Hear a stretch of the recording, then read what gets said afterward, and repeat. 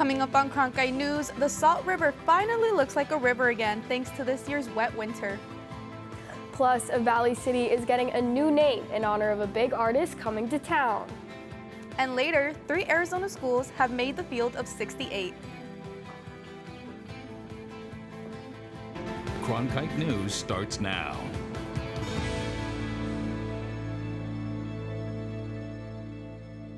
Good evening and welcome to Cronkite News on Arizona PBS. I'm Miriam Cristal. And I'm Anna Stansfield. Thank you for joining us. Right now, Maricopa County and Gila River are under water warning issues by the National Weather Service, and they're expected to last at least through this weekend. There are a number of areas already impacted in the valley. Yuri Hahn joins us from West Valley, where one road is already closed. Yuri? I'm here on 67th Avenue near Southern and Broadway, where road closures have been put in place as a result of flooding. And now I'm going to step out of frame so you can take a closer look at what's going on. Water is rushing through across the other side of the road, and it's hard to tell how deep it is, but it stretches at least 100 feet. I was out here earlier this morning, and you could see cars driving up close here and having to go back. And there are reports of other closures in the valley, and again, flood warnings are still in effect until the end of this weekend. In Levine, Yuri Hahn, Cronkite News. Thanks, Yuri. And now we want to get to Cronkite News reporter Luke Vickery, who has more on why the valley is seeing these rising water levels. Luke? So we're here at Tempe Town Lake right now, where you could see some higher water levels show up within the next coming week. The National Weather Service has actually put out a flood warning until 5 p.m. on Saturday, and that is because of all the snowpack we've received up in Flagstaff. It's finally getting to the point where those higher elevation areas are above freezing. So that snowpack is going to begin to turn into water runoff as it melts, and those are going to move into the lower elevation areas. And as it flows into the Granite Reef Dam, they're actually going to release some of that water into the Salt River, into Tempe Town Lake, and downstream from here. So you're going to see some of those areas become flooded. The water's going to be running faster. It's going to be at a much higher level. So those are all things you need to look out for in the next coming days. Back to you guys. Shifting now to where Phoenix voters in 2 city council districts have just one more day to cast their ballots in runoff elections. Voters in District 6 and 8 did not select a single candidate by a majority back in November, so 2 candidates in each district advanced to these runoffs. In District 6, voters will choose between 2, Sam Stone, who is the former chief of staff for current council member South DeCiccio, and Kevin Robinson, an ASU professor who also spent 4 decades working for the Phoenix Police Department. And in District 8, voters will either re-elect Councilmember Carlos Garcia or pick attorney Keisha Hodge Washington, a moderate endorsed by Mayor Kate Gallego. Early voting is going on right now, and polls close tomorrow at 7 p.m. Have you ever had your washing machine break on you during a load, or your fridge give out when you just bought new groceries? Well, recently, fixing these appliances has become harder as manufacturers keep their manuals behind closed doors. Cronkite News reporter Autry Maneshny joins us now to explain a legislative movement known as the Right to Repair. Right to Repair is legislation that would allow you and I to fix our broken appliances ourselves. I talked to a local homeowner who recently tried to fix some appliances in his home, and it didn't go as planned. Reza Sharifi fixes things around his house all the time, but he ran into trouble recently. This past month, I had to fix 2 things. One was a garage door opener, and one was a clothes washer that, the safety switch wasn't working. I could not find the manuals for them from the manufacturer's websites. He even tried to use YouTube video tutorials to fix the broken appliances himself. It didn't get him far. You really have to look a lot to find something that works for you. Right to Repair laws could help. These laws would require manufacturers to provide both consumers and repair shops with instruction manuals and parts to fix appliances. According to one advocacy group, Arizona is one of a handful of states that doesn't have right to repair legislation passed or introduced. But the Public Interest Research Group, or PIRG, is pushing for nationwide support for these laws. We went to 50 companies and picked a random popular product, from the first search of that company name, and asked for the repair guide. 86% of those companies either didn't respond or said we don't have that available. Some of them explicitly said we do not recommend user repair, so we do not make those materials available. Not only do these limitations hurt the consumer, but it also affects repair shops. We go out there, we're not rocket scientists, we fix things, but access to information for us is also vital to make sure we get things repaired correctly instead of just guessing on stuff. Also, replacing appliances instead of repairing could damage the environment. We are consuming stuff way too fast. It is dooming future generations. Right to Repair is here to make sure people like Shadi Fee save money and gain new skills. There's a joy in really learning and again fixing something that you don't have to pay for fixing it. Currently, only 3 states have right to repair laws, and at least 20 states have filed right to repair bills. In the newsroom, Atria Maneshni, Cronkite News. Moving forward, President Biden spoke for the first time since the Silicon Valley Bank was shut down and put under the control of the Federal Deposit Insurance Corporation. The president wanted to assure the security and integrity of U.S. banks as the SVB became the largest U.S. bank to close since the 2008 financial crisis. He called on Congress to strengthen regulations to make failures less likely in the future. I'm going to ask Congress and the banking regulators to strengthen the rules for banks to make it less likely this kind of bank failure would happen again, and to protect American jobs and small businesses. Look, the bottom line is this. Americans can rest assured that our banking system is safe. Your deposits are safe. Let me also assure you, we will not stop at this. We'll do whatever is needed. In his remarks, Biden said taxpayers will not be responsible for paying the losses. The money will come from an insurance fund made up of fees that banks pay. Are you ready for it? Taylor Swift is bringing the very first night of her Eras Tour to Glendale this weekend. And the city announced this morning it will be changing its name for those dates in honor of the multi-platinum singer. Cronkite News reporter Shira Tanzer reports on the benefits a concert like this will bring to the Valley. Do hereby proclaim that on March 17 and 18, 2023, the city of Glendale will be renamed Swift City. The city of Glendale will officially be known as Swift City this Friday and Saturday as 11-time Grammy winner Taylor Swift plays back-to-back sold-out shows at State Farm Stadium. Glendale Mayor Jerry Wires says the city is getting bejeweled in anticipation for Swift, with restaurants even creating special Taylor-themed items. She makes that decision to come here after that many years of not having concerts. That's a big deal for us. The attention surrounding Swift's arrival in town is nothing new, as Glendale hosted the Super Bowl just last month. City Manager Kevin Phelps says these large-scale events are helping to boost the city's popularity. I think in the bigger picture, however, this whole district is incredibly successful right now because of events like this. Taylor Swift fans from all over the country will be coming into Glendale to celebrate the opening night of the Eras Tour at State Farm Stadium right behind me. And those Swifties are going to bring in a lot of revenue for Swift City.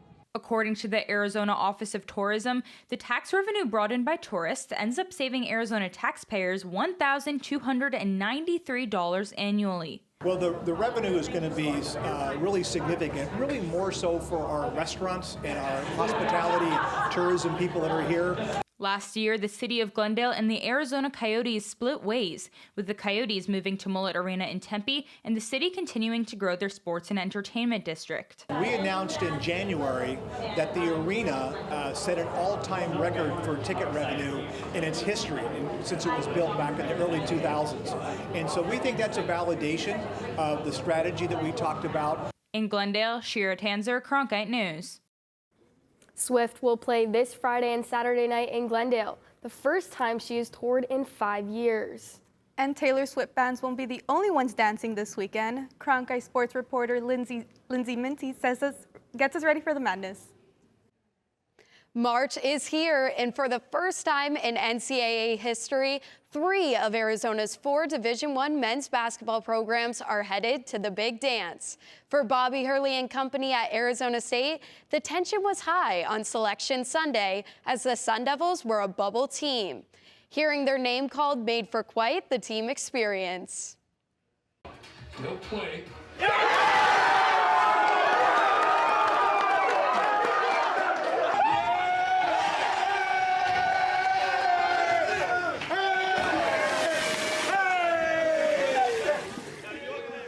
Will have one extra step to take in order to make the round of 64 with a play-in game on Wednesday against Nevada. Arizona's Pac-12 tournament victory earned them a 2 seed in the South, while GCU was awarded the 14 seed in the West as they won their conference championship as well. Much more on March Madness coming up later in sports. Coming up on Cronkite News, law enforcement gathered in Arizona with the goal of blowing stuff up safely. It may look like a movie set, but this is actually a vital training exercise that helps keep the public safe. Plus, why reusable shopping bags may not be as environmentally friendly as you think.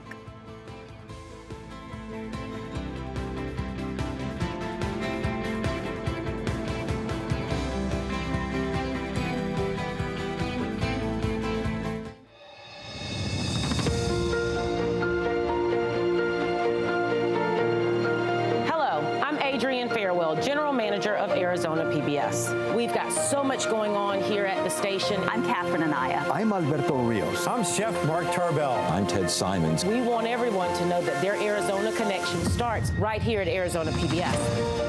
For over the past 60 years, Arizona PBS has told incredible stories of Arizona's distinctive people. We got to start being more vulnerable with each other. What I love most about being a Latina woman is the passion and drive that I feel. Beautiful landscapes and treasured history. We're doing something that benefits the community. Good evening and welcome to Horizonte. Welcome to Check Please Arizona. Welcome to the U.S. Senate debate.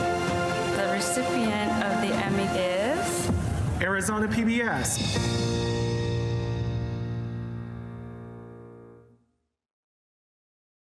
An annual explosive disposal training that brings together public safety departments from around the world was held in Marana earlier this month.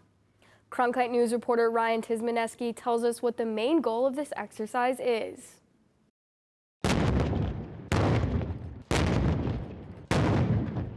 That sound taking over Pinal Air Park just outside Tucson. It's all part of Ravens Challenge, an international exercise funded by the Army and led by the Bureau of Alcohol, Tobacco, Firearms, and Explosives, more commonly known as the ATF. And everybody comes with a different expertise, and so they're talking the entire time, and they're figuring things out, and you know, this person may be technical with this person may be technical with that, but they come down and they work out these scenarios, these live scenarios. They're truly something that really can't be replicated in too many places. It's here at Ravens Challenge, where law enforcement and other public safety departments will undergo simulations. For example, here in this one, a disgruntled employee crashes a vehicle into the front of this aircraft, runs onto it, and throws a backpack onto it. Now, the explosive ordnance and disposal units will take the backpack off, x-ray it, and see what they need to do next. At Ravens Challenge, public safety departments and military from all over the world come together to discuss and practice explosive disarming techniques. And while people do come from all over, local departments don't get left out. So I think this was an excellent opportunity to be able to work with different partners that we have in the event of a really large critical incident, getting this training in now and getting those relationships and partnerships will be beneficial in the event that there is a major critical incident where these teams all have to come together. Later this month and throughout the year, 3 other Ravens Challenges will take place across the U.S. In Marana, Ryan Tizmaneski, Cronkite News. For years, reusable grocery bags have been a staple of efforts of sustainability, but studies show the practice might not be green as people think. A report released by the UN found that reusable cloths and plastic bags need to be used between 10 and 20 times to make a difference against the typical single-use plastic bags. A Danish report found that the popular cotton tote bags have to be used over 7,000 times to offset the natural resources used to make them. Warming trends over the next few days, but will we see more rain? Jordan Levizzari is in the Cronkite Weather Center. We're looking at a lovely evening. 6 p.m., 76 degrees, slowly working our way down to 67 at 10 p.m. Things are looking pretty nice and warm, which is kind of funny. For our low temperatures, we are seeing some decently warm weather here in the southern part of the state. We're seeing a trend of 60-degree weather, 63 degrees in Phoenix noticeably, and 38 degrees up in the Grand Canyon for their lows. We're also seeing some similar temperatures in Flagstaff, and Holbrook is warming up a little bit. We're kind of seeing that there are some 50-degree, 60-degree weather. Holbrook is a little bit of the outlier right here with 70-degree temperatures. But as we head down, we are seeing some consistent 80-degree weather in the southern part of the state. 83 degrees in Phoenix, Gila Bend, and Yuma. And for the rest of the week, we're looking to have some very cloudy skies. Look out for Wednesday, could be a wet one. 70% chance of rain. We are seeing a lot of cloud coverage for the rest of the week and over the weekend. There is that 10% chance of precipitation on Saturday, but things are looking okay. The temperatures are actually staying moderately warm. We're seeing the mid-70s, and our lows are not too bad, nearing the 60-degree mark. Monday and Tuesday should be pretty good, warming up at 75 degrees. In the Cronkite Weather Center, I'm Jordan Lavazari. I'm Lindsay Zinti. Coming up after the break, I'll have your Cronkite Sports Report. Pool C of the World Baseball Classic is here in Phoenix. Check in with a current Diamondback as he represents Mexico.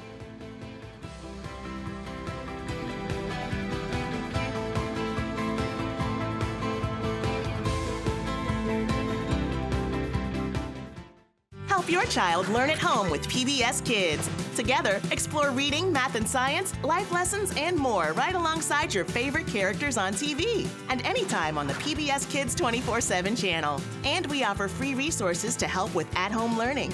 Visit pbskids.org for educational tips, lessons, and hands-on activities. Also, sign up to receive even more information by email. Discover lots of fun tools and ideas to keep your child engaged. Learn at home with PBS Kids. Did you know newsrooms today are looking for bilingual journalists? Cronkite Noticias prepares you to cover diverse communities. In Cronkite Noticias, you will obtain an unforgettable experience. Nopales como este van a tumbar. Cronkite Noticias. And develop your skills with the latest technology.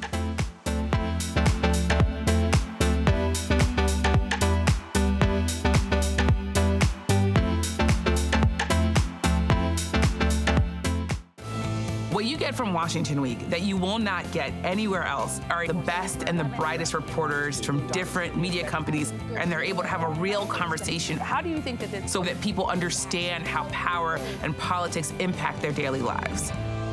Friday nights at 7 on Arizona PBS. Find out what's on Arizona PBS at azpbs.org/schedule.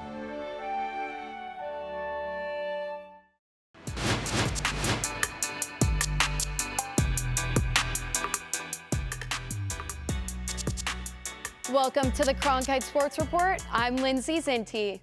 After a successful week in Las Vegas, Arizona took home its second consecutive Pac title with a win over UCLA in the championship on Saturday. Cronkite Sports reporter Noelle Blumel was in Vegas for the high-caliber showdown. It's been a long week here at T-Mobile Arena. Nonetheless, a champion has emerged. The University of Arizona defeated UCLA in a close 61-59 victory, deeming them the title of Pac-12 tournament champions for the second year in a row. You know, I had a feeling we're going to win today, and I was that doesn't matter. But I was watching some of the other games on TV, and there was a few blowouts, and I was like, man, don't even think that, because there's no chance this game's going to be a blowout. And far from a blowout, it was.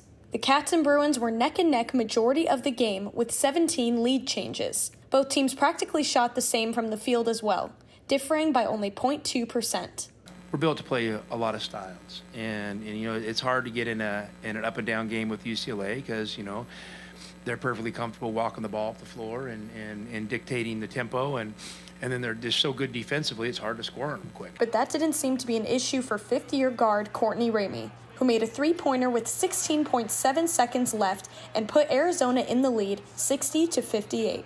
Just to make a play. I kept telling myself the next shot was going in. Zoo found me, and my job was to make a play, so I was grateful for the shot to go in. Tubelis' assist to Ramey would contribute to him winning Most Outstanding Player of the tournament. and despite missing a free throw at the end, a Wildcat win would still be final. Arizona wins for the second straight year the Pac-12 tournament title. Both teams are shoo-ins for the NCAA tournament and will soon begin the madness that is March. For the last time this week in Las Vegas, Noelle Blumel, Cronkite Sports. So Arizona has earned that 2 seed, but GCU and Arizona State are a little lower on the bracket. With GCU winning a smaller conference tournament, the committee slotted the Lopes into the 14th seed in the West, and they will take on Gonzaga in Denver on Friday. Arizona State gets to hit the dance floor early as the Sun Devils will battle with Nevada for an 11 seed on Wednesday in Dayton. The winner of the play-in will see TCU in Denver on Friday following the GCU game. 2 of ASU stars Desmond Cambridge Jr. and Warren Washington transferred to Tempe from Nevada before this season. Hurley joked that the 2 former Wolfpack members will be involved in game prep. So it's good to be able to take a deep breath, and now it's on to the next step in preparing for Nevada, which Des and Warren are going to be involved in that scouting report. Phoenix Raceway hosted its first NASCAR Cup Series race for the season on Sunday. NASCAR debuted a new rules package for short tracks in the race, and as Cronkite sports reporter John Busker tells us, it made a difference in the outcome. Kyle Larson took pole position for Sunday's race during the qualifying round, and it was a good indicator for how the majority of the race would go. After the long run that we made, the first run of practice, I was like, okay, our times look really good all throughout the 30 laps that I ran. In front of a sold-out crowd, Larson led for most of the race, leading for 201 laps out of 317. He lost stage 1 to Hendrick Motorsports teammate William Byron before he regained the lead and took stage 2. But Kevin Harvick, who's in his final year in the Cup Series, snatched a lead late in the race. Harvick was on his way to victory before a late caution flag caused a restart. Harvick believed NASCAR's new rules package, which decreases downforce and makes the car slide around a lot more, favored his race team. We were excited knowing that you were going to have to really manhandle the car and really work on the setup and the mechanical grip and all the things that I feel like we're really good at, and played right into our hands today until that last caution. Larson retook the lead after the restart, and eventually another caution flag very late in the race would force overtime. In the end, William Byron made the pass and took the win, his second consecutive Cup Series victory. We both got in there deep, and we both were up the track, and he helped me really tight there, through the middle 1 and 2, and off at 2, and there was just enough grip up there, and I think I was just far enough up on him that I was able to stay in it. As for Larson, he finished 4th, a disappointing result given how much of the race he led. In Avondale, John Busker, Cronkite Sports.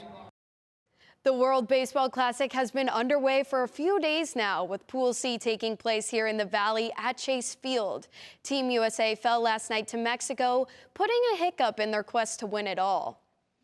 Colombia is taking on Great Britain as we speak, but here's a look at the Pool C standings as of this morning. Mexico featured the D-backs' own Alec Thomas in last night's 11-5 victory over the U.S., and he feels that the atmosphere at Chase has been electric and exciting. Just surreal, man. There's a lot of people here already early, like 5 o'clock. Crazy, being here with the Diamondbacks. We don't necessarily see that many fans all the time, but right now it's pretty awesome. That's all for today's Cronkite Sports Report. Back to you guys at the desk. Thanks, Lindsay. And coming up on Cronkite News, it's National K-9 Veterans Day. Today, people recognize the heroes that are on leashes. And that's the way it is. Monday, September. Newscasting has changed a lot since the time of Walter Cronkite. That's why here at the Walter Cronkite School of Journalism, you can learn the studio production skills of today in real time. Whether you want to work audio, direct, technical direct, design graphics, or you can even run the floor. It's all part of the Television Production and Graphics Lab here at the Walter Cronkite School of Journalism. We're going on in 3, 2... Did you know newsrooms today are looking for bilingual journalists? Cronkite Noticias prepares you to cover diverse communities. In Cronkite Noticias, you will obtain an unforgettable experience Napales como este van a tumbar. Cronkite Noticias. And develop your skills with the latest technology.